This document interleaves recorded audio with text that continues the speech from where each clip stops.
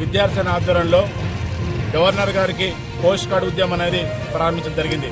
ఎందుకంటే ఇలా విశ్వవిద్యాలయంలో బీసీలు లేక అదేవిధంగా బీసీలను నియమించాలి, అదేవిధంగా టీచింగు నాన్ టీచింగు పోస్టులు దాదాపు 82% పైగా ఇలా ఖాళీగా ఉన్నాయి.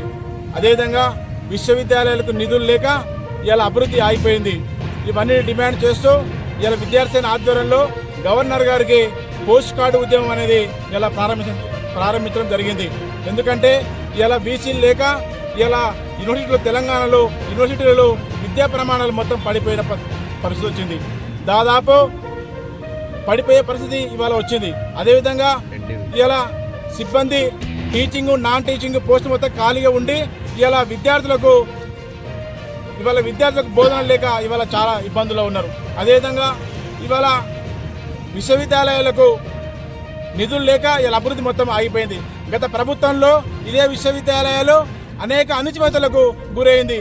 ఇవాళ ఈ ప్రభుత్వం వచ్చినాకనైనా విశ్వవిద్యాలయాలు ఎంతో ముందుకు పోతాయని చెప్పేసి విద్యా ప్రమాణాలు పెడతాయని చెప్పేసి ఇలా యావత్ తెలంగాణ యూనివర్సిటీలు మొత్తం కూడా ఎదురు చూస్తూ ఉన్నాయి. కానీ అలాంటి అడుగులు కూడా అలాంటి ముందు చూపడంగా ఇక్కడ ఈ ప్రభుత్వానికి లేదు.